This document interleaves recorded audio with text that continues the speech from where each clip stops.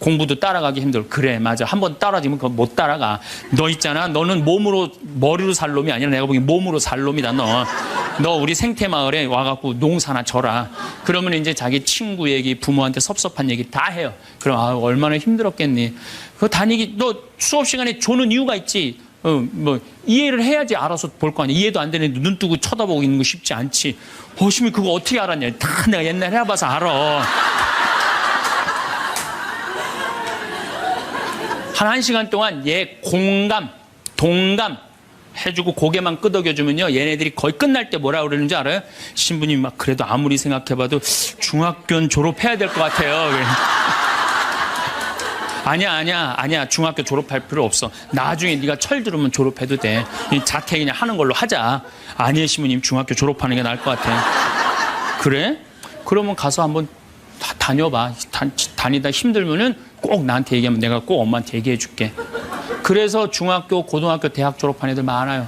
아직도 연락하는 애들이 많아요. 신부님 감사하다고.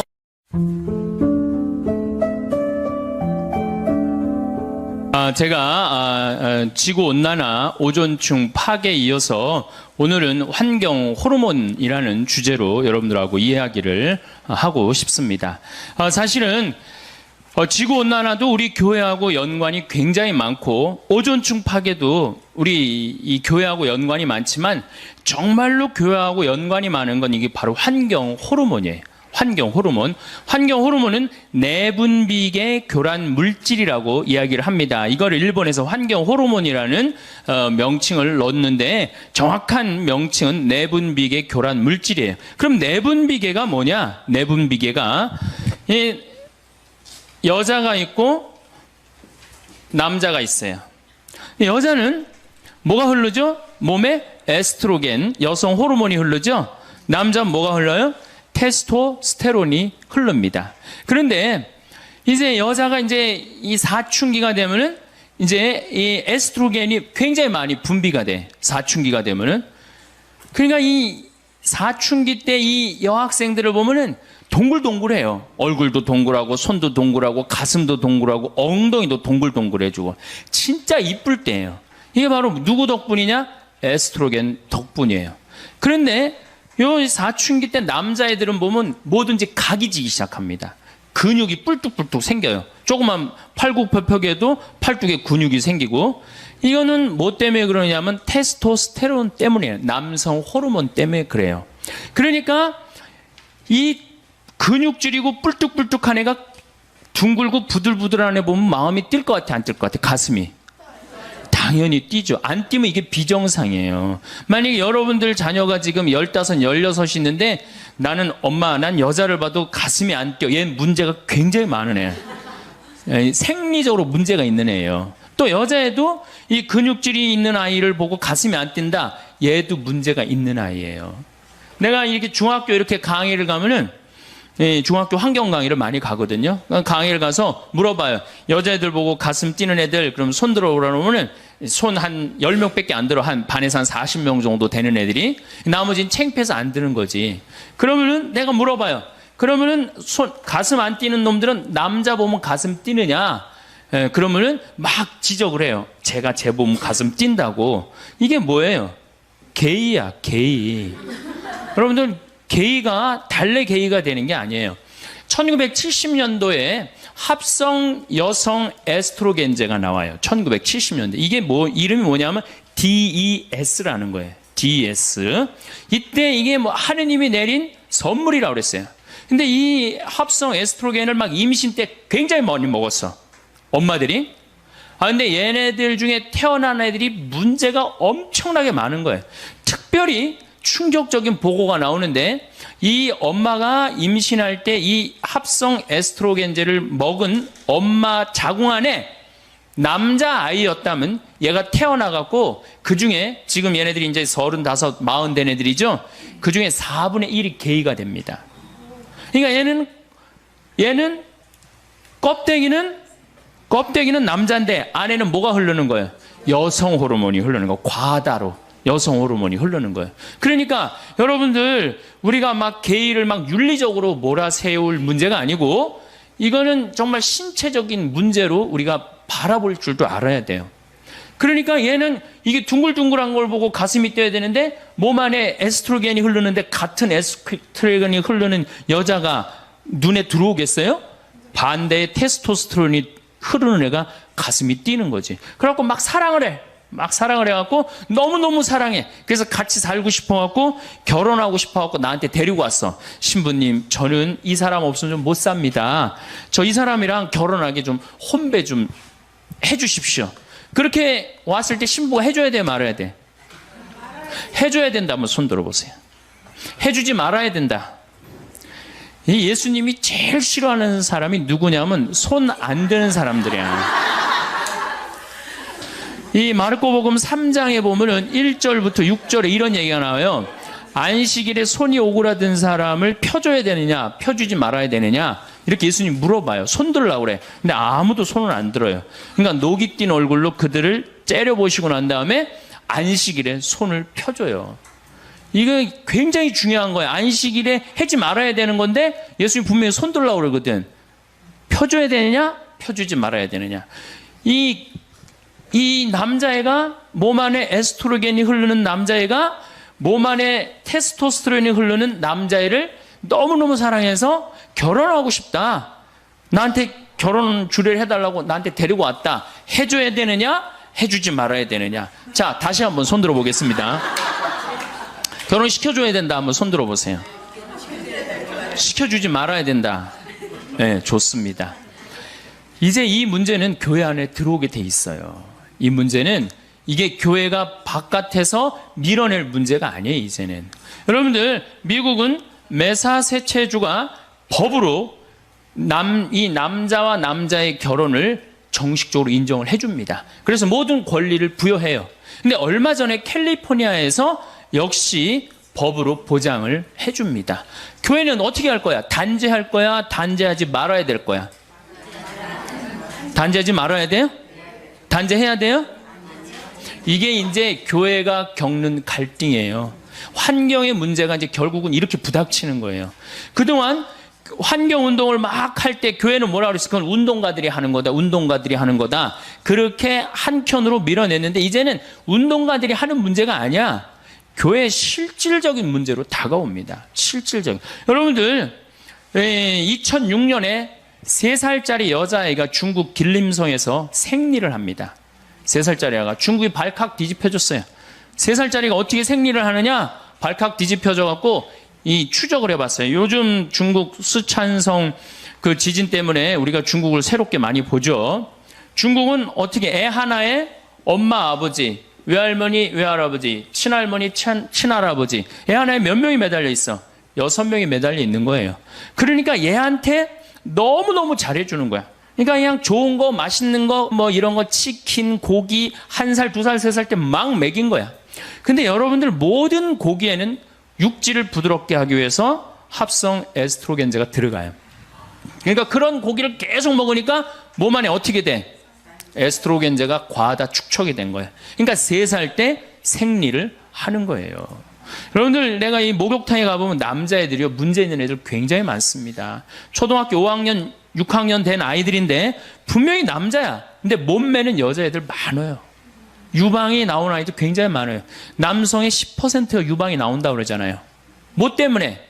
고기 많이 먹어서 그래요. 고기. 요즘 뭐 소고기 안 먹으면 돼. 그거 좋을 거 하나 없어요.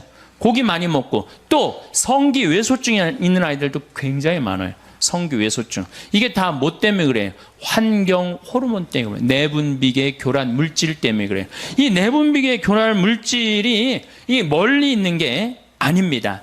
지구상에는 약 10만 종의 화학 물질이 있어요. 인간이 만들어낸 10만 종의 화학 물질이 있는데 그 중에 우리가 지금 생활 안에 쓰는 게 4만 종이야. 4만 종. 그러면 그 화학 물질이 뭐가 있겠어요? 자, 우선 이 강의실 안을 우선 봅시다.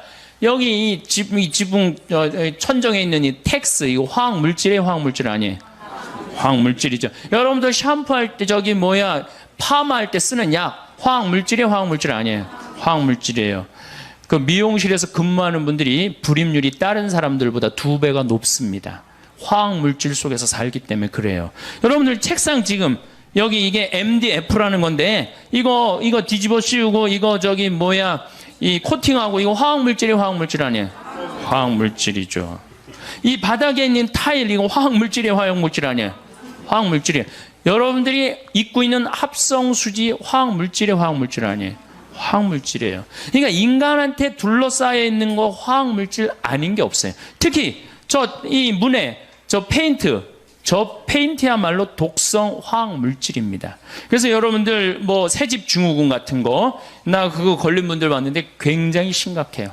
온갖 그냥 VOC라고 휘발성 유기 화합물, 이게 좀 말이 갑자기 어려워지죠. VOC라고 휘발성 유기 화합물이 있는데 쉽게 알 수 있는 게 뭐냐면 여름에 이 휘발유, 자동차의 휘발유로 아지랑이 막 올라가는 거 있죠. 굉장히 독한 물질이에요. 그게 발암 물질이거든요.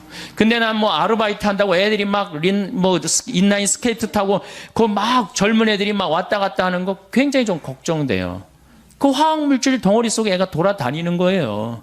그런 아이들의 내분비가 교란이 온다는 거예요. 또 여러분들 뭐가 화학물질이 또 있어요? 여러분들이 쓰는 합성세제, 굉장히 독한 물질입니다. 합성세제, 주방세제, 샴푸, 특별히 샴푸 같은 경우는 남자의 정자, 머리도 함몰시키고 꼬리도 녹인다는 거 아니에요. 그러니까 무슨 우리 생활 안에 이 건물도 화학물질 덩어리고 우리가 쓰는 세제도 화학물질 덩어리고 특히 DDT, 농약, 이거는 굉장히 독한 화학물질이에요. 근데 제가 강원도 평창에서 나도 농사를 짓고 한 5,000평 지금 농사를 짓고 사는 사람이지만은 나는 농약을 안 치고 살지만은 농약 안 치고 사는 내가 얼마나 동네에서 욕먹는지 몰라요. 농약을 안 치는 건 농사 짓는 사람들한테 이해가 안 되는 일이에요. 농약을 안 치는 건.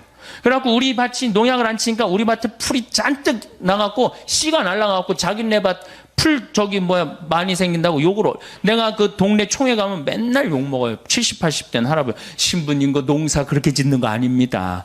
그 풀도 약도 주고 그래야지. 그게 무슨 농사입니까? 그러니까 시골에서는 농약을 안 친다는 걸 꿈을 못 꿔요. 그러니까 여러분들이 먹는 물질의 대부분 먹는 양식은 대부분 뭐가 쳐준다고 생각하면 돼? 농약. 특히 고추 같은 경우는 농약 안 치고는 꿈도 못 꿉니다. 그러니까 이 시골에 풍경이 있어요. 비가 오고 나면 7, 8월에 비가 오고 비님이 오시고 나면은 이제 남편하고 아내하고 경운기를 끌고 나가갖고 남편이 이제 분무기를 하고 아내는 그 경운기에 그 농약 행거 이렇게 줄 해갖고 풀어줘요. 그럼 남편이 그걸 뿌려요. 그 모든 농촌의 공통적인 모습이에요. 그걸 가지고 우리가 먹는 거예요. 그 농약에 묻어있는 물질도 바로 내분비계 교란 물질이라는 거예요. 이런 거에, 그리고 스티로폼, 비닐, 그 다음 아이들 요새 여러분들 텔레비에 가끔 나오죠. 장난감, 플라스틱에 환경 호르몬 물질이 많다. 그러니까 이 GM에서 1928년에 이 스티로폼을 발명을 해요. 그럴 때 뭐라고 그랬어? 신이 내린 선물이라고 그랬어요. 그런데 불과 50년이 지난 지금에는 다이옥신을 유발하는 가장 독성 물질이 되어 있어요. 그러니까 전기 절연체, 이 특별히 뭐 이런 거 전기 이것도 굉장히 독성이 강한 거예요. 이런 거. 그러니까 이런 거에 둘러싸여 있는 인간의 내분비가 교란이 안 일어날 수가 없다는 거예요. 어느 정도로 성전환이 일어나느냐면은 이 독수리들이 이 DDT에 이제 오염된 이런 뭐 조그만 물고기 뭐 이런 것들을 먹다가 이제 성전환이 일어납니다. 그러니까 암컷 위에 수컷이 올라타야 되는데 수컷 위에 암컷이 올라타는 거예요. 성전환 역할이 일어나는 거예요. 미국의 아포프카 호수에는 악어들이 사는데 유명한 거예요. 95%의 악어가 멸종이 돼 버립니다. 조사를 해보니까 성기가 그 수컷 성기가 아예 없어져 버린 거예요. 조그만 거예요. 결합을 할 수가 없는 거예요. 그 원인을 다 찾아보니까 DDT에서 다 찾아요. 농약에서 찾는 거, 농약에서. 그래서 이런 거에 오염된 사람들한테 어떤 이제 문제가 오느냐면 남자의 1940년도에 태어난 남자는 정자가 1cc당 몇 마리가 있느냐면 1억 4천만 마리가 나와요. 1cc당 엄청나게 나오죠. 남자가 한 번 사정을 하면 한 5억 마리 정도 나와요. 그중에 1cc당 1억 4천만 마리. 굉장히 많은 거죠. 그중에 하나만 딱 난자하고 결합하면 생명이 되는 거잖아요. 근데 1970년도에 태어난 아이들, 지금 30대 아이들은 1cc당 7,200만 마리로 줄어듭니다. 7천. 반으로 딱 줄어들어요. 근데 1980년도에 태어난 아이들은 1cc당 3,200만 마리로 줄어들어요. 3천만 마리 이하부터는 무정자증이에요. 무정자증. 무정자증 많이 들어보셨죠? 내가 혼배 이렇게 해주고 본당 신부로 있을 때 혼배 해주고 제일 관심 있는 게 뭐 애가 있느냐 없느냐예요. 내가 환경 운동하는 신부니까. 그래서 애 없는 집은 내가 계속 물어봐요. 언제 임신할 거냐? 왜 애는 안 생기느냐? 근데 내가 정말로 세례를 주고 아주 열심한 남자인데 결혼을 했는데 등치는 뭐 산만한데 애가 없는 거 2년 동안. 그래서 내가 불렀어요. 너 왜 애가 없느냐? 이 남자애가 쭈삣쭈삣 하더라고요. 혹시 너 무정자증 아니냐 그랬더니 병원 가니까 그렇다는 거예요. 몸은 건장한데 이 내분비 교란 체계가 망가진 거예요. 그럼 지금 중고등학교들은 몇 마리냐? 2,700만 마리로 줄어들었어요. 그러니까 지금 중고등학교들은 굉장히 위험한 무정자증이라는 거예요. 굉장히 위험한. 근데 이게 테오 콜본이라는 유명한 미국의 동물학자가 있어. 할머니야. 박사학위를 56살 때 땁니다. 이 할머니가. 지금 굉장히 나이를 많이 먹었죠. 95년도에 무슨 책을 썼느냐면 Our Stolen Future라는 책을 써요. 우리의 도둑 맞은 미래. 우리 미래는 이미 도둑 맞았다는 거야. 왜? 이 대물림 독극이라고 그래. 대물림 독극. 엄마가 많이 오염됐으면 자식한테는 더 심한 상태로 오염이 되는 거. 그리고 그 다음 자식한테는 더 심하게 오염이 되는 거예요. 그래서 이 내분비기 교란 물질, 환경 호르몬을 대물림 독극이라고 합니다. 제가요, 한 7년 전에 대전 법동 성당에 가서 강의를 한 적이 있어요. 환경 강의를 했어요. 교우들한테. 그때 굉장히 많이 모였어요. 교우들이. 환경 강의를 이제 끝나고 사제관에 앉아서 차를 한 잔 마시는데 머리가 하얀 할아버지가 저를 찾아왔어요. 신부님, 강의 참 많이 들었습니다. 잘 들었습니다. 어떻게 젊은 신부님이 그런 강의를 할 줄은 꿈에도 몰랐다는 거예요. 그런데 사실은 제가 대전 보건대학 대학 원장입니다. 내가 뻔데기 앞에서 주름을 잡았던 거죠. 그런데 신부님 심각합니다. 어떻게 심각하냐면 자기네 학교 학생들 1, 2학년 아이들 정자를 채취해갖고 검사한 결과 7년 전 얘기예요. 7천만 마리 넘는 애들이 한 명도 없다는 거예요. 현장에 있는 저로서는 이게 보통 심각한 문제가 아닙니다. 이러다 가면은 정말로 이게 대가 끊깁니다. 그러니까 우리들이 말하는 것보다 신부님이 말하는 게 훨씬 권위가 있으니까 내가 이건 정말로 신부님한테 간곡히 부탁을 합니다. 신부님 어디 강의 가실 때마다 제 얘기를 꼭 해주십시오. 그래갖고 제가 지금도 어딜 다니면 그 대전보건대학 원장님 얘기를 꼭 합니다.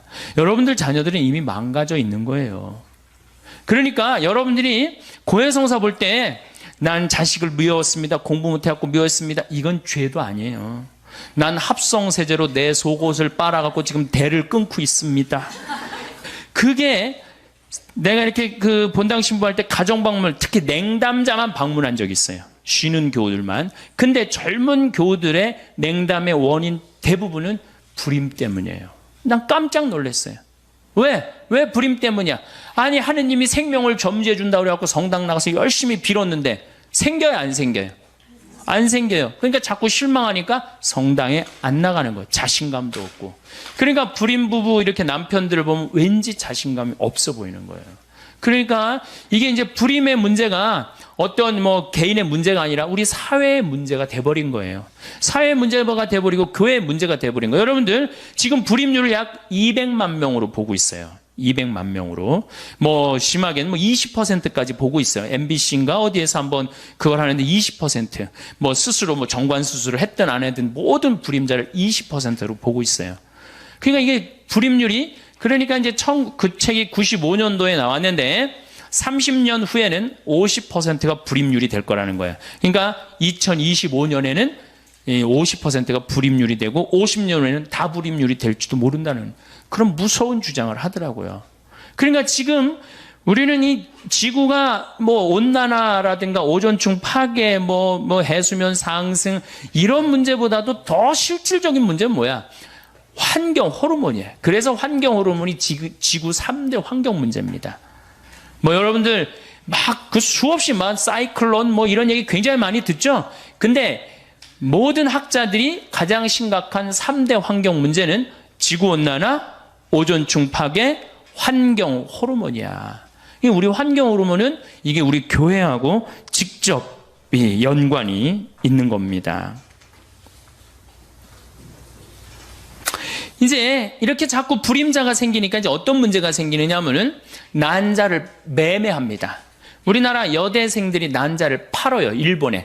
이 지금 정자수가 제일 많이 줄어드는 나라가 일본, 우리나라, 프랑스예요. 왜? 일회용품을 제일 많이 쓰는 나라가 일본, 우리나라, 프랑스예요. 일회용품. 일회용품에 많은 문제가 있어요. 일회용 컵라면, 뭐 일회용 거 랩으로 씌워진 거. 하여튼 일회용품 좋아하는 건 문제가 있어요. 더욱이 내가 참 우리나라 사람들 참 대단하다는 생각 정말 많이 하는 게 어떻게 알루미늄 호일로 우리는 너무 좋아해요. 알루미늄 호일. 그게 알루미늄이야. 알루미늄은 중금속입니다. 중금속. 그런데 삼겹살 구워 먹을 때 어떻게 해? 알루미늄 깔고 거기다가 막 지글지글 막 끓여서 눌러붙으면 그거 떼어서 먹잖아요. 이 보통 용기가 아니에요. 무슨 김밥을 싸도 뭘로 싸? 알루미늄을 싸고, 뭐 샌드위치를 싸도 알루미늄으로 싸고. 그 얼마 전에도 보도에 나왔죠. 알루미늄 문제가 많다고. 근데 우리는 그냥 아무 생각 없이 하는 거예요. 여러분들 유럽에 가면 빵 가게에 알루미늄으로 싸주는 빵집이 어디 있어요? 전부 다 종이로 싸주죠. 근데 우리는 이런 것도 알루미늄 딱 말아갖고 무슨 알루미늄 이렇게 하면 무슨 무슨 심리가 있어서 그런지 그렇게 알루미늄 많이 써요. 하여튼 중금속에 관계된 물질은 멀리 하면 할수록 좋은 거예요. 여러분들. 그래서 내가 만드는 하늘샘 비누 그거 많이 쓰라는 거야. 그래서 비누를 만든 거야. 거기에 계면 활성제가 들어있지 않기 때문에. 그래서 쓰라는 거예요. 그냥 괜히 비누 팔아먹기 위해서 그러는 게 아니고, 우리 생활에, 제가 암 걸린 사람들이 우리 환경센터에 연락을 많이 합니다. 그 비누 써요. 왜? 의사 선생님 화학 물질이 들어가 있는 펜틸페놀, 비스케놀, 이 노닐페놀이 안 들어간 합성 세제를 쓰라는 거예요. 그러니까 자연적인 방법, 기름으로 만드는 거, 콩기름으로 만드는 거, 돼지기름으로 만드는 거, 그걸로 써야 되거든요. 합성으로 된 건 쓰면 안 되거든요. 어쨌든 이 난자 매매를 하는 거예요. 한 난자 하나에 얼마? 400만 원에서 500만 원 파는 거예요. 그러니까 난자 4개만 팔면은 어때요? 한 2천만 원 생기면 학비도 생기고 생활비도 생기고 그렇잖아요. 그럼 난자 여러분들 어때요? 난자 몇 개 맨날 없어지는 거 그거 팔아갖고 누이 좋고 매부 좋고 다 좋은 거 아니에요? 그래갖고 파는 거야. 근데 여기는 엄청난 함정이 들어있어요. 이건 생명이야, 생명.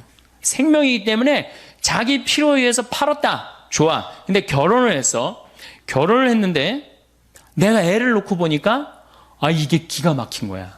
너무너무 사랑스러운 거야. 막 너무 이뻐갖고 발가락도 깨물어 보고 그냥 손가락도 빨아보고 너무너무 사랑스러운데 내가 5년 전에 판 그 난자의 그 주인공은 어느 하늘 아래서 살까? 이 생각하면 그때부터 미치기 시작하는 거예요. 그때부터. 걔는 또 실질적으로 자기 엄마가 육체적인 엄마가 누군지도 모르고 자라는 불행이 생기잖아요. 이게 난자 하나를 500만 원, 600만 원에 파는 문제가 아니에요. 생명을 사고 파는 노예제도보다 더한 시대로 지금 떨어지려고 그러는 거예요. 노예제도보다. 그걸 지금 가꾸어 나가려고 그러는 사람들이 누구예요? 서울대학 생명공학 교수팀이 그 짓을 한 거예요. 저는 그 짓이라고 말을 합니다. 왜냐하면 제가 그 황우석 교수 그 사태가 일어나기 전에 수원교구 주부에다 내가 뭐라고 썼느냐면 판도라 상자와 황우석 교수라는 걸 썼어요. 지금 열면 안 된다. 저는 굉장히 위험한 거다. 그리고 제가 이 주교회의 환경위원회 일을 할 때에도 우리 주교님들이 황우석 교수 사태 일어나기 6개월 전에 성명서를 하나 발표를 합니다. 지금 우리나라에서 자행되고 있는 생명공학, 그러니까 이 체세포 복제, 이거는 윤리적인 검증이 있고 난 다음에 해야 된다. 그럴 때 네티즌의 96%가 뭐라고 그랬느냐? 늙은 주교들 천주교나 잘 관리하라고 그러고 생맹 공격을 했어요. 근데 우리나라 사람들이 다 눈이 멀었어. 왜? 이 황우석 교수가 우리나라를 먹여 살린다고 청와대고 그냥 노무현이고 그냥 다 그러지 않았어요, 여러분들? 특히 언론도 특별히 더 그랬죠. 막 황우석이 신이 돼버려서 살아있는데 교과서까지 실리고 막 난리도 제 눈에는 생쇼를 하더라고요. 다른 나라는요, 그게 얼마나 조심스럽게 접근을 하고 있는데요. 굉장히 위험한 거거든요. 생명의 문제이기 때문에 우리 인간 질서가 무너질 수 있는 거거든요. 생명의 문제이기 때문에. 그래갖고 이제 이 체세포 복제를 이제 한번 해갖고 이제 무슨 골수도 만들어내고 뭐도 만들어내고 뭐도 만들어내면 누워있는 사람 일어난다고. 나도 황우석 교수 그 강의 테이프 들었는데 아주 살살살살 높게 강의를 해요. 그러니까 이 착한 여자들이, 착한 건지 멍청한 건지 잘 모르겠지만은 이 착한 여자들이 내 난자 이거 기증해갖고 정말로 불체 환자로 고칠 수 있다면 내가 이거 기증하리라. 그리고 기증한 게 2,000개가 넘어. 2,000개가. 세계에서도 그런 유례가 없어요. 2,000개를. 그것도 돈도 안 받고. 근데 여러분들 난자 크기가 얼마네요? 0.14mm야. 참. 0.14mm면은 테레비에 막 난자할 때 얼마만큼 나와요? 테레비에. 막 테레비 화면 꽉 차게 나오죠? 그래갖고 무슨 뭐 결함만 한 줄 아는 사람도 굉장히 많더라고. 난자. 0.14mm면요. 요만큼도 안 되는 거예요. 저만큼도 안 되는 걸 적출을 할 때 어떻게 하겠어? 주사기로 빼내거든요. 자궁 안에 넣어서. 그럼 한 번 딱 빼낼 수 있는 기술 가지고 있는 사람이 얼마나 있을 것 같아요? 없습니다. 자궁 안이 해지는 거예요. 해지는 거. 그런데 그런 그 여성들이 이제 자기 그 얘기를 쭉 황우석 교수 그게 이제 다 거짓말이다 이런 게 하고 난 다음에 여성들이 얘기를 했는데 한 번도 그런 설명을 들은 적이 없다는 거예요. 내 자궁이 어떻게 망가지고 한 번에 10개씩 적출하고 그럴 때 내 생체 리듬이 어떻게 바뀌고 그래서 우울증에 걸린 여자가 굉장히 많은 거예요. 치료도 받고 산부인과 가갖고 이 안에 치료도 받고. 그러니까 우리나라 여자가 문제가 아니라 우리나라 사회가 문제죠. 1년에 300억 달러 번대니까 다 눈 감아버린 거예요. 주교님들이 그래도 바른 소리 한 번 했는데 늙은 주교들은 천주교나 잘 다스리라고 네티즌이 한다고 다 옳은 건 아니거든요. 우리 교회가 지금 해야 될 일이 분명합니다. 지금 생명의 질서를 유지하는 거, 이거는 우리가 꼭 해야 되는 거예요. 그래서 그 여인 중에 하나가 신문에 기고를 했어요. 도대체 내 그 많은 난자를 어디다 어떻게 쓴 거냐. 막상 그 난자들이 전부 사라졌다고 생각하니까 이제야 생명의 귀중함을 알 것 같다. 그리고 다 발견이 되고 난 다음부터 그 다음에 뭐라 그래? 이제 생명윤리를 다시 합시다. 정말로 창피한 일이죠. 정말로 창피한 거예요. 이건 대통령부터 저 언론 무슨 교수들 국민들 다 창피한 일을 우리가 한 거예요. 생명의 질서를 우리가 역행하는 거. 뭐하고 팔아먹겠다는 거야? 돈하고 팔아먹겠다는 거예요. 그러니까 이 생명의 질서가 잘 유지되도록 이제 교회는 역할을 해야 되는 겁니다. 그래서 교회가 저는 운동이라는 단어 싫어해요. 이거는 제가 이제 다음 시간에 얘기하겠지만은 이제는 여러분들 지금까지는 데모크러시 시대야. 데모크러시. 데모가 뭐냐면은 이게 사람들이야, 사람들. 군중들. 크러쉬는 뭐냐면 지배하는 거야. 그러니까 군중이 지배하는 시대야. 군중이 지배하는. 그러니까 다 민주주의 아니야. 이게 민주주의. 그래서 데모를 하지 않는 민주주의는 민주주의가 아니에요. 당연히 이게 데모 아니야, 데모. 근데 이제는 무슨 시대로 넘어가요? 바이오크러시. 에코크러시 시대로 넘어가는 거예요. 에코크러시. 그러니까 환경, 생태주의로 넘어가는 거예요, 이제는. 민주주의도 이제 끝을 고하고 있어요, 민주주의도. 이제 인간이 살아나려면 새로운 사상이, 새로운 체제가 이제 생겨야 되는데 그게 뭐야? 바로 에코크러시, 바이오크러시 시대로 넘어가고 있어요.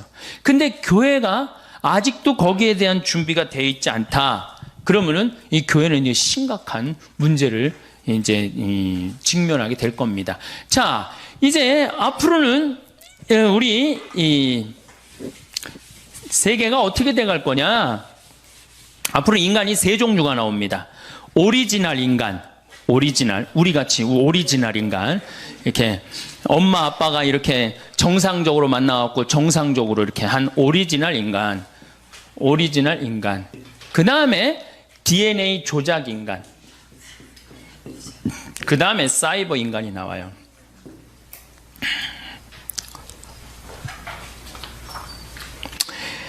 자, 우선 오리지널 인간에 대한 얘기를 좀 할게요. 이 오리지널 인간들은 앞으로 살아가기가 굉장히 힘들어요. 왜 살아가기 힘드냐면은 공기 오염됐죠? 먹을거리 오염됐죠?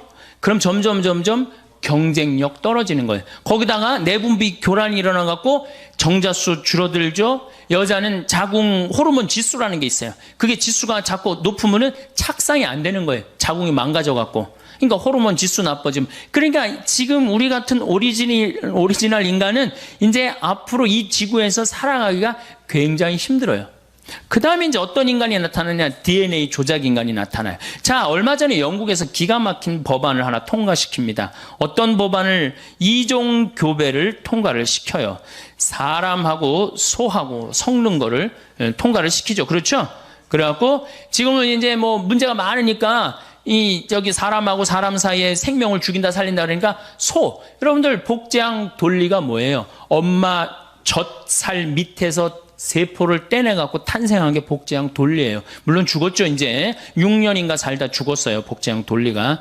그게 97년도인가 98년도에 나왔죠. 그때 세상이 깜짝 놀랐죠. 복제를 할 수 있다는 거. 이게 무시무시한 거죠. 복제를 할 수 있다는 거. 그 다음부터 복제하기 시작했는데 소를 복제하고 뭐 고양이를 복제하고 개를 복제하고 그 다음에 남아있는 게 뭐예요? 인간이에요, 인간. 그거 복제하겠다고 2002년도인가 이브라고 뭐 클로네이드사라고 그 클로네이드라는 단어가 복제한다는 뜻이에요. 클로네이드사에서 했다고 그랬잖아. 확실히 했는지 안 했는지 모르지만 그게 돈이 되니까 거기 200만 명이 지금 접속해 있다는 거 아니에요. 나도 복제 좀 내 죽은 애 좀 살려달라고. 죽었는데 그 살 좀 떼어내갖고 난자 하나만 빌려오고 그 안에다가 안에 핵을 제거하고 그 안에다가 체세포 넣으면 핵 분열해갖고 사람으로 된다는 거 아니에요. 그러니까 내가 복제를 하고 싶어. 내 살점을 떼내갖고 지금 내 아이를 하나 복제를 했어. 난자를 하나 빌려갖고. 그럼 나하고 DNA 구조가 똑같은 쌍둥이가 40년 후에 태어나는 거예요. 그러니까 영생이라는 단어가 나옵니다. 영생이라는 단어가 나오는 거예요. 왜? 똑같이. 뭐, 심지어는 그 클로네이드사에 그 뭐 연결된 라헬인가 누구는 뭐라 그래? 머리에 모든 기억력을 다운받을 수 있대잖아요. 컴퓨터에. 다운을 받아서 어떻게 하겠다는 거야? 복제한 그 인간에게 다운을 시켜준다는 거야. 그러면 내 모든 기억력을 가지고 사니까 영생을 한다는. 요즘 그 사람들의 논리예요. 무슨 하늘나라 영생 이거하고 정말 완전히 멀어지는 거예요. 그러니까 지금 이 시대의 격변을 우리가 읽어야 돼요. 이 시대의 격변을 읽지 않으면 점점 사람들은 교회를 떠나요. 언제까지나 남자와 남자의 결혼은 안 된다. 여자와 여자의 결혼은 안 된다. 이미 다 하고 있는데 언제까지나 우리가 그렇게 단죄만 할 수는 없어요. 여러분들 이 휴머니즘이 나올 때 우리 뭐라 그랬어? 너희들 그렇게 이렇게 인간적이고 사악하다, 불태워 죽이고 결국은 다 떠난 겁니다. 교회가 이 시대를 이끌고 나가려면 어떻게 해야 돼? 그 앞에 나가야 돼요. 그 앞에 나가고 그 상황을 끌고 나가야 돼. 그래서 그런 위험 요소를 다 제거하고 나가는 게 빛과 소금의 역할인 거예요. 이 DNA 조작 인간이 굉장히 능력이 특출하네. 눈도 4.0으로 만들 수 있다는 거예요. 다리도 이 말다리 같이 그냥 근육이 불뚝불뚝한 다리도 할 수 있고, 점핑도 뭐 한 5m, 6m씩 할 수 있고. 그러니까 이제 이게 혼용될 때는 오리지널 인간은 DNA 인간한테 지배를 받을 수 있다는 거예요. 지배를 받을. 그 영화가 뭐야, 여러분들? 이제 요 사이버 인간하고 오리지널 인간하고 싸우는 영화가 뭐야? 유명한 영화 있잖아요. 아니, 터미네이터 말고. 에? 그렇지. 역시 수녀님이. 매트릭스라는 영화가 뭐예요? 사이버 인간하고 오리지널 인간들은 다 지하에 들어가갖고 사이버 인간들이 이 오리지널 인간을 죽이려고 그러는데 그 하나가 나타나갖고 합의를 보잖아요. 당분간 놔두자고. 맨 끝이 그렇게 끝나는 거 아니에요. 세상은 그렇게 가고 있는데 여기서 게이의 결혼은 안 됩니다. 이러고 앉아있으면은 누가 말을 듣느냔 말이에요. 말 들을 사람 아무도 없다는 거예요. 자, 그 다음에 이제 사이버 인간. 요것도 머리가 아주 지끈지끈. 아주 요새 신부하기 힘들어요. 이 사이버 인간, 여러분들 2000년도에 어떤 로봇가 나온다고 그랬느냐? 2000년도에 청소하는 로봇가 나온다고 그랬어요. 2010년도에 환자 돌보는 로봇가 나온다고 그랬어요. 2020년에 가갖고 이게 노인들 이렇게 대화해주는 로봇 나온다고 그랬어요. 2030년에 원숭이 수준의 로봇가 나온다고 그랬어요. 2040년에 인간 수준하고 비슷한 로봇가 나온다고 그랬어요. 2050년에 인간을 뛰어넘는 로봇가 나온다고 그랬어요. 근데 지금 2008년인데 어디까지 나왔어? 원숭이까지 나왔어요. 원숭이 수준의 로봇까지 나왔어요. 그 대표적인 로봇가 아시모. 소니사의 아시모 아시죠? 키 요만한 애가 얼마 전에는 자선 음악회 G도 나와서 했어요. G도. 걔 월급도 받아요. 월급도. 뭐 상징적이겠지만은 로봇의 여러분들 지금 우리가 로봇가 시키는 대로 지금 많이 하고 살아요. 신호등 빨간불 서라 그럼 우리는 딱 쓰는 거예요. 파란불 가라 그럼 가고. 예? 우리가 지금 로봇에 의해서 우리 자신도 모르게 굉장히 많이 움직여지고 있어요. 우리 자신도 모르게. 근데 이 사이버 로봇 2030년에는 어떤 로봇가 나오느냐? 이제 캄보디아에 가갖고 굳이 여자 안 데리고 와도 돼요. 부인을 만들 수 있다는 거예요. 부인을. 예. 부인 로봇. 잠자리도 같이 해줄 수 있는 로봇 정도 수준이 나온다는 거예요. 이거 어떻게 할 거야? 그런데도 천주교가 계속 그럴 거야? 계속?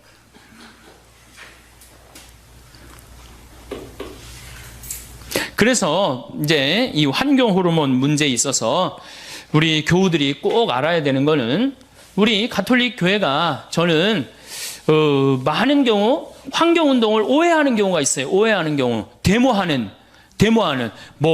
무슨 새만금 막 데모하고 대우나 데모하고 그 데모하는 사람들이 환경 운동가로 알고 있는데 또 환경 운동가 자신들도 데모하는 사람으로 본인이 알면 안 돼요.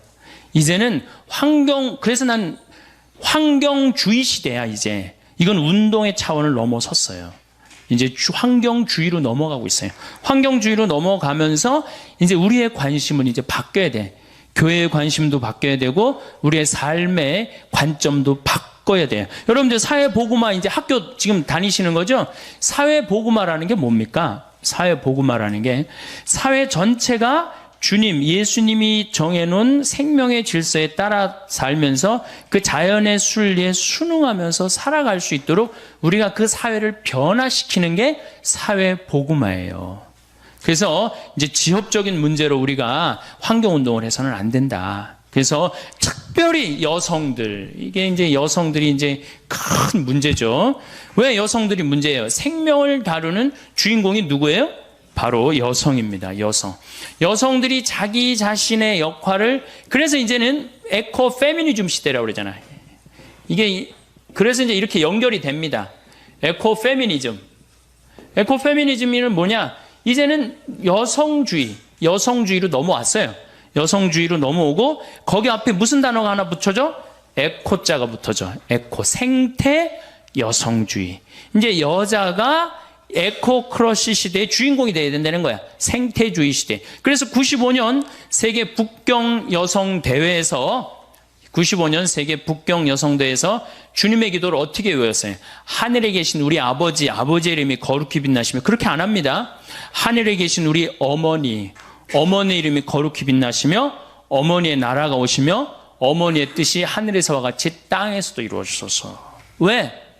여러분들, 남자가 지배하는 세상에서는 하느님이 남성으로 불릴 수 있죠. 근데 하느님이 누가 남성이래? 하느님이 남성이에요?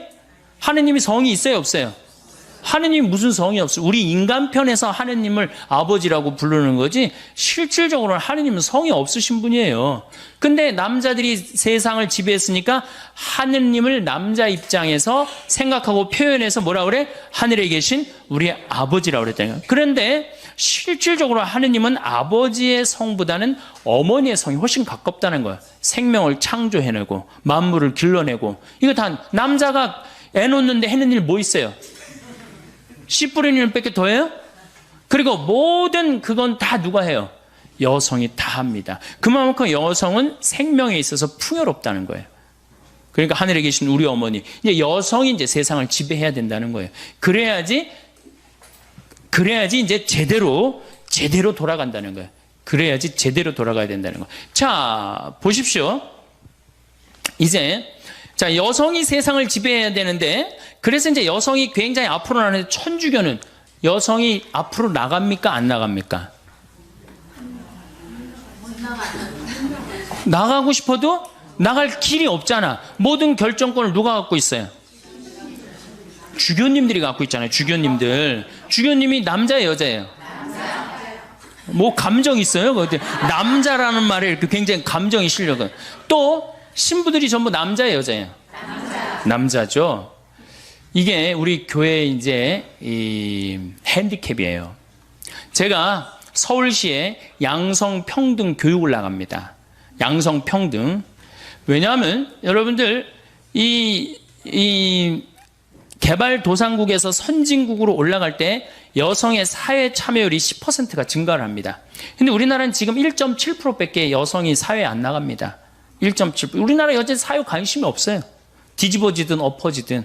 그저 내 자식만 서울대학 보내면 된다는 거기에 아주 미쳐갖고 사회에 관심이 없어요. 그래도 여러분들은 지금 이 사회보고학교 나온 여러분들은 선구자예요, 선구자. 정말 대단한 분들이에요. 제가 이제 천주교, 개신교, 불교 대담을 나간 적이 있어요. 원음 방송에서. 근데 개신교에서는 누가 나왔냐면은 목사님, 여성 목사님이 나왔어요.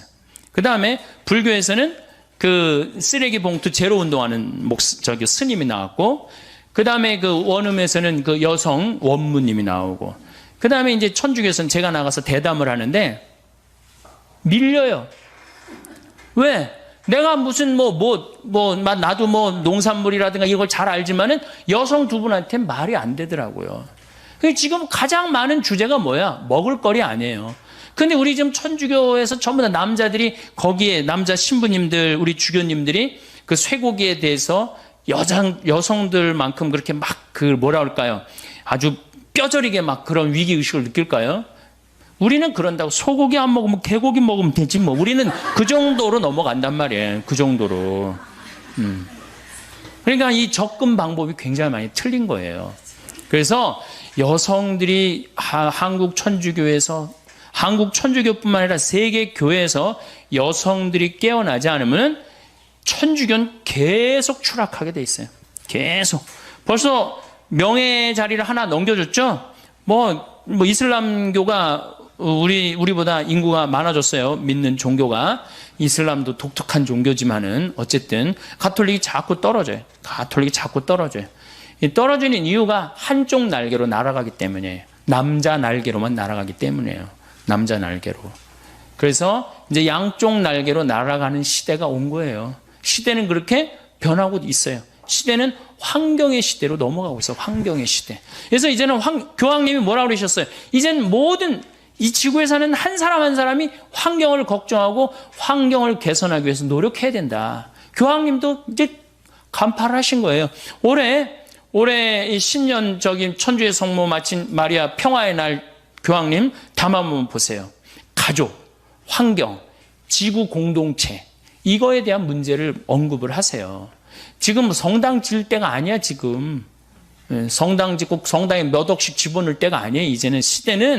이제는 여러분들 건물에서 이제는 이게 눈에 안 보이는 문화 공간으로 지금 넘어가고 있어요. 사이버 공간으로 넘어가고 있어요.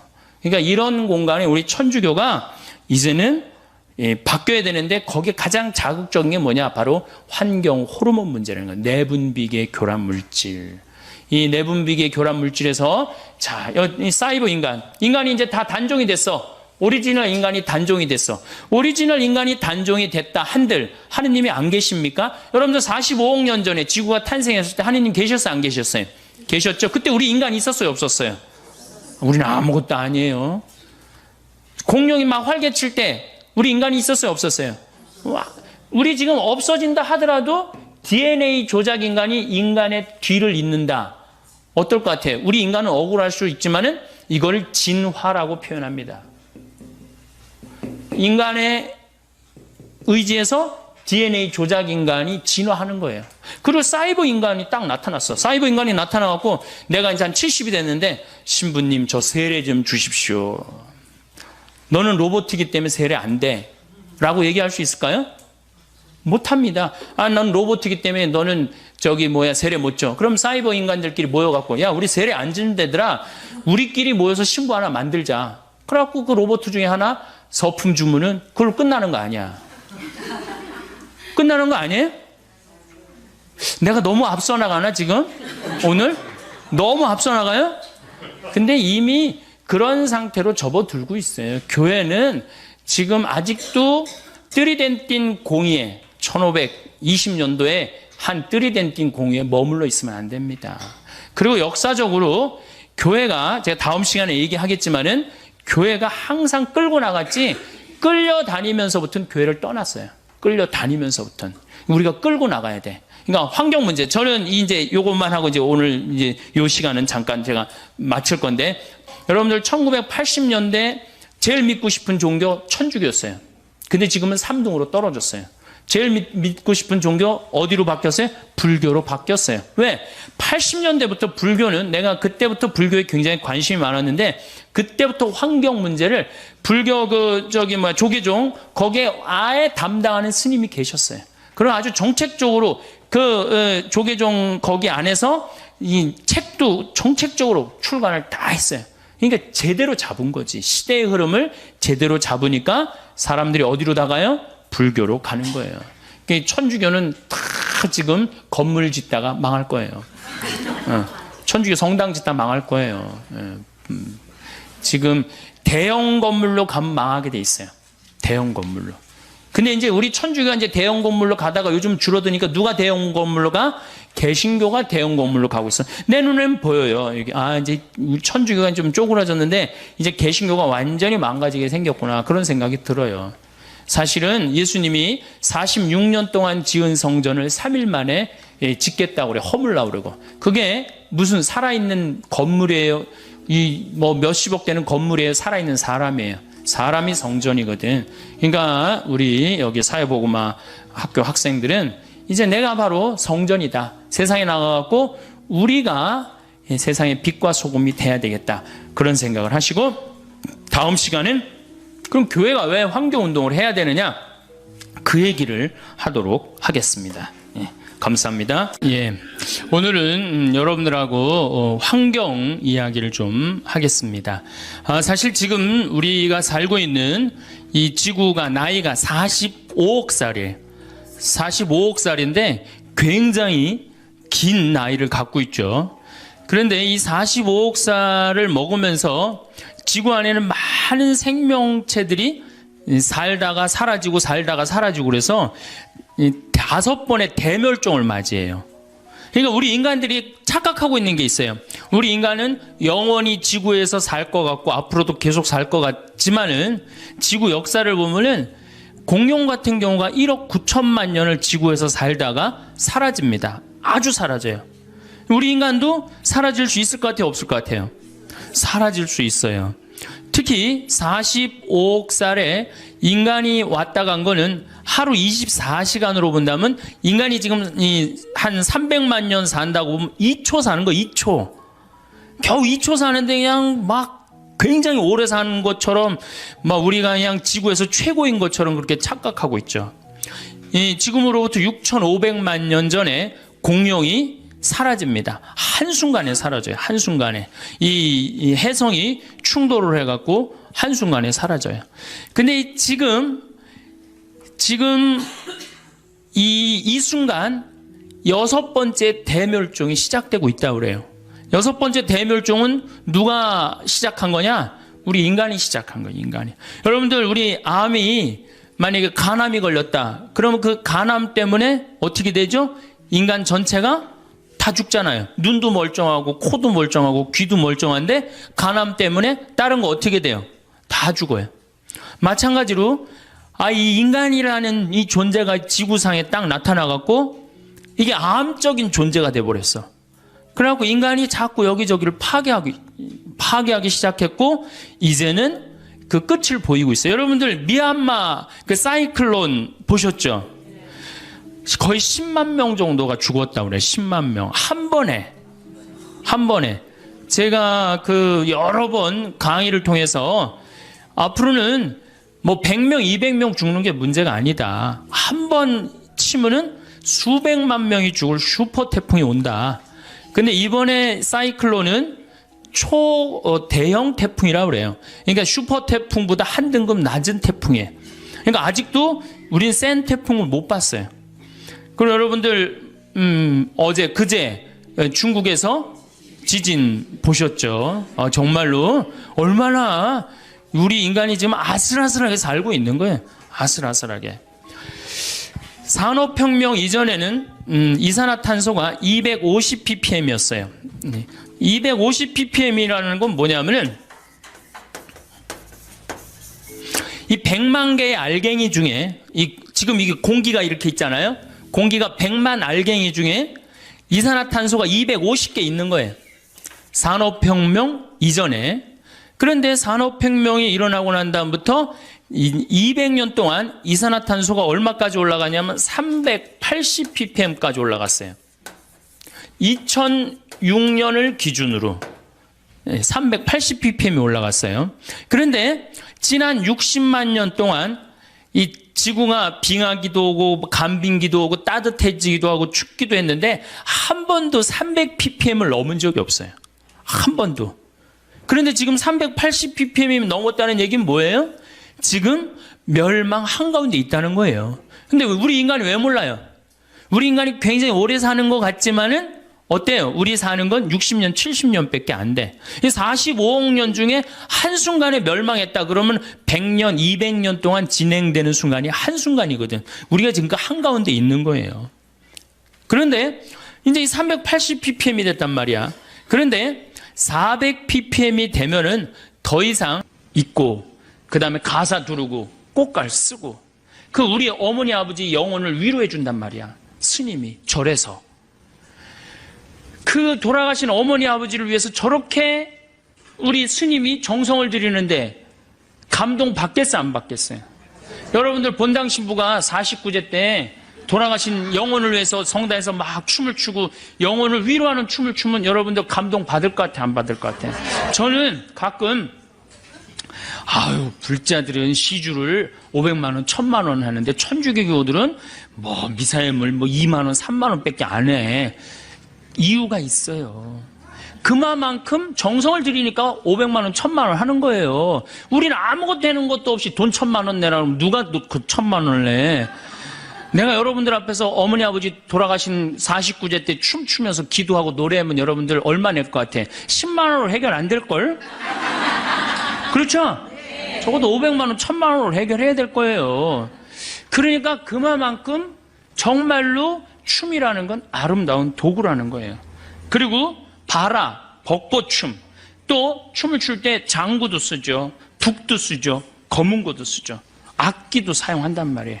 우리는 그냥 죽어도 오르간 하나, 전자 오르간 하나로 버티는 거예요. 천주교 보세요. 제가 인도 바라나시 겐지즈강에 간 적이 있어요. 바라나시라고 여러분들 텔레비전에서 굉장히 많이 본대요. 이 바라나시가 그 겐지즈강에 사람 이렇게 나무로 태워갖고 겐지즈강에 뿌리는 거, 천국으로 가는 길이라고 그러면서 뿌리는 데예요.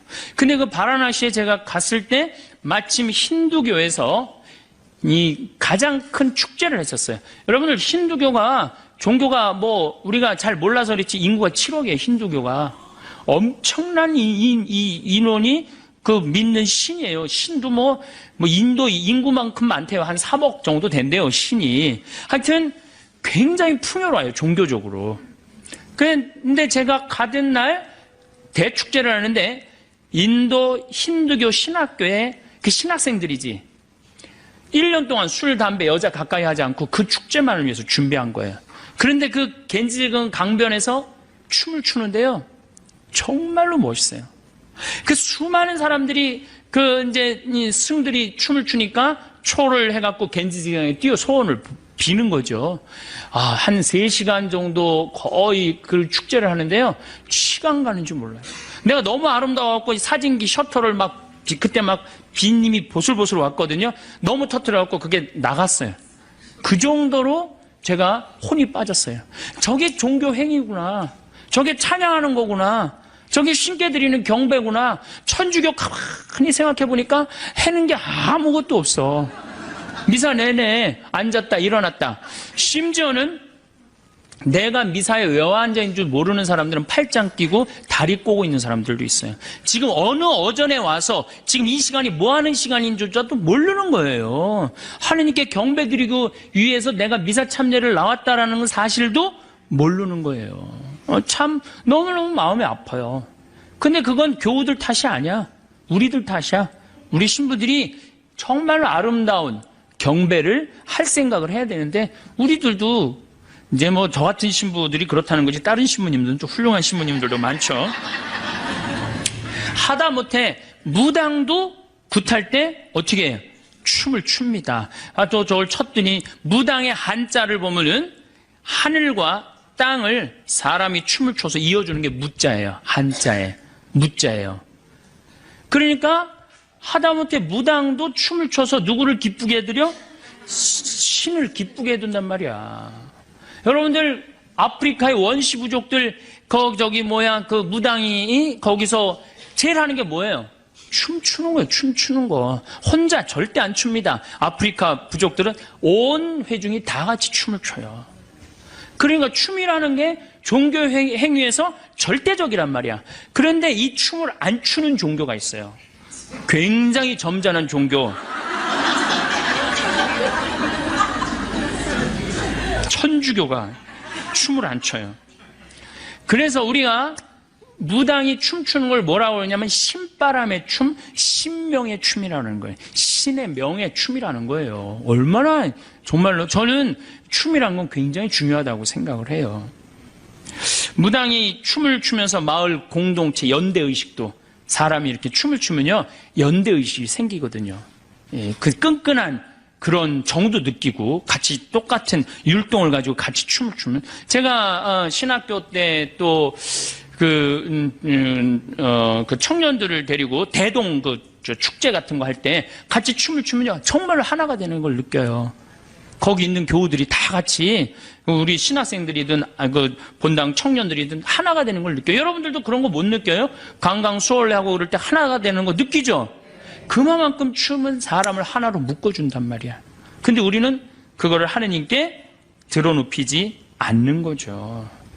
저는 이 사각성당도 굉장히 마음에 안 들어요. 사각성당. 원통성당이 참 좋은 것 같아요. 왜냐하면 이렇게 둘러서서 서로 이렇게 뭔가 하나가 되는 느낌인데 사각은 뭐야? 저기 신부 있고 우린 뒤에서 구경하고. 그거 그렇게 돼 있거든. 요즘 많은 개신교 그 교회들 한번 보세요. 안에가 다 둥그래요. 사각은 사각하고 원하고는 굉장히 많이 차이가 나요. 그래서 요즘은 제대를 많은 성당에서 제대를 어떻게 앞으로 쭉 빼갖고 교우들이 이렇게 둘러서 이렇게 할 수 있는 제대를 외국에 나가보니까 그런 제대들이 굉장히 많더라고요. 이 교우가 하나 되는 거지. 맨날 구경하는 거야? 그 성가대 뒤에 있어갖고 무슨 소리인지 뒤에서 그냥 들리고 이 성가대 뒤에 있는 구조도 내가 말씀드린 굉장히 안 좋은 구조예요. 앞에 있어야지. 찬양대가. 앞에 있어야지 왜 뒤에 있어. 그러니까 그냥 뭐 어떤 옷을 입고 어떻게 찬미를 드는지 우리 못 보잖아요. 그러니까 경배가 안 되는 거예요. 개신교는 워십 댄스라고 하면 있어요. 워십 댄스. 경배 춤을 춘단 말이에요. 그래서 제가 이렇게 자료를 찾아보니까 성탄 때는 1부의 때는 말씀, 2부의 때는 워십 댄스로 다 같이 춤추면서 하나님께 제가 이 분당에 있는 교회 하나 청년 예배 가보니까 1000명이야. 1000명이 서서 1시간 동안 춤을 추면서 예배를 하더라니까요. 그러니까 1시간 하고 나면은 경배한 것 같아, 안 한 것 같아요? 경배한 것 같죠. 내가 예배 드린 것 같죠. 이번에 2008 부산 해운대에서 어웨크니스라는 개신교에서 찬양 경배 예배가 있었어요. 근데 그거를 좀 보니까 그 해운대 넓은 데서 아이들이 춤추면서 울면서 기도하면서 야, 우리 천주교 학생 미사를 가만히 생각을 해봤어요. 이 기둥도에 애들이 앉아갖고 그냥 주보 그냥 만지작거리고 그냥 어떻게 하면 얼굴 안 보이니까 고개 팍 숙이겠다가 집에 이제 주보 하나 들고 가는 거예요. 증거물이라고. 나 성당 갔다 왔다 이걸로. 뭐라고 너 갔다 왔어 안 갔다? 이거 내 주보 봐봐 이거 갔다 왔지. 그냥 의무감에서 왔다 가는 거예요. 그러니까 점점 하느님과 하나 되는 그 길이 자꾸 멀어지는 거예요. 마음이 자꾸 안 뜨거워지는 거죠. 춤을 춘다는 거는 이게 어린아이와 같은 순수한 마음으로 하느님께 드러나는 거거든요. 자꾸 우리가 점잖으면 점잖을수록 이 마음이 이렇게 늙어가면 늙어갈수록 춤춥니까 안 춥니까? 절대 춤 안 춥니다. 영어의 worship이라는 단어를 보면은 섬김, 엎드려 부복함, 입맞춤, 존경의 자세예요. 이 경배는 바로 그런 거예요. 행위로 나와야지, 행위로. 행위로 나와야 되는데 우리는 행위가 안 해요. 나는 내가 불교를 보면요. 정적인 종교가 아니에요. 불교는 굉장히 동적인 종교예요. 왜? 108배 하잖아, 108배. 그렇죠? 부처님 앞에서 108번 절하면서 이 사람들의 마음이 얼마나 깨끗해지는지 저는 알아요. 여러분들 예수님한테서 한 108배 한번 해봐. 마음이 얼마나 깨끗해. 아니 108번 왜 꼭 부처님한테만 해야 돼? 우리 천주교에서도 좋은 거는 갖고 와서 해야지. 온 세계가 다 좋은 거는 받아들여야 돼요. 108배, 3000배. 3000배면 아마 예수님에 대한 사랑. 제가 어제요 저녁에 잠이 안 와갖고 KBS에서 천장지구라는 그 티베트 그 라사로 순례하는 거 2100km를 오체 투지하는 거야. 5걸음 걷고 절하고 2000km를 가는 걸 보면서요. 내가 신부 생활 이제 17년 했는데 1년 그러니까 180일 동안 그렇게 하는 거야. 180일 동안. 저게 신앙이구나. 나는 너무 쉽게 간다. 나뿐만 아니라 천주교도 쉽게 가요, 안 가요, 지금 신앙생활? 거저. 여러분들 이슬람교 정확하게 하루에 5번씩 지금 라마단 기간 동안 해뜰 동안은 밥도 안 먹고 철저합니다. 우리는 거의 거저가요, 거의. 옛날에는 성당에 장개틀이라도 있어갖고 꿀키라도 했지. 요즘 또 이게 많이 안 친다고 장개틀 다 없어갖고 이제는 앉아. 건방질 대로 건방져 가는 거야. 계속 이제 꿀지도 않고. 그러니까 자꾸 우리가 신앙이라는 거하고는 자꾸 멀어지는 거예요. 그래, 나 하나 편안하면 되는 거야. 내 마음의 평화. 안 줘? 그럼 딴 데 가보는 거예요. 가봐도 그래도 천주교밖에 없는 것 같아? 가끔씩 들르는 교우들이 그래서 이제 생기는 거죠.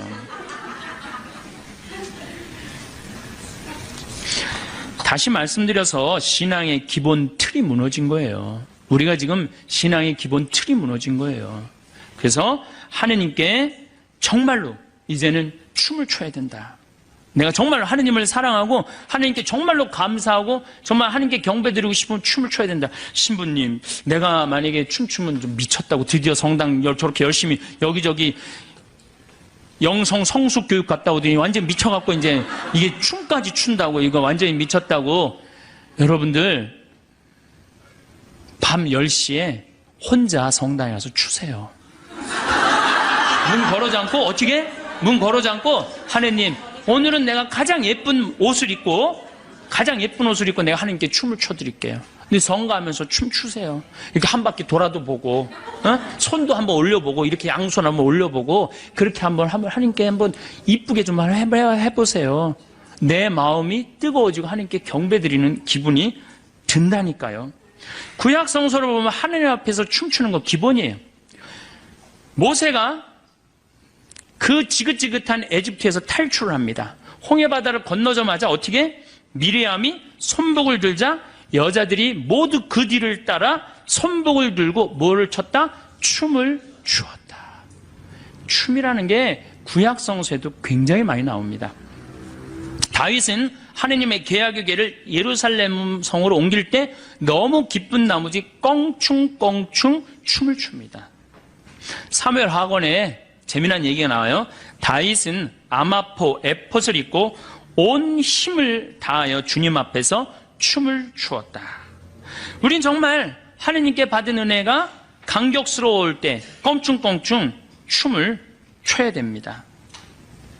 천주교 신부가 내가 만약에 춤추면 여러분들 이렇게 저 미쳤나 진짜. 천주교 신부가 체면을 차려야지 저게 뭐 하는 거야. 이 얘기를 누가 하냐면 다윗의 부인이고 사울의 딸 미갈이 다윗한테 합니다. 오늘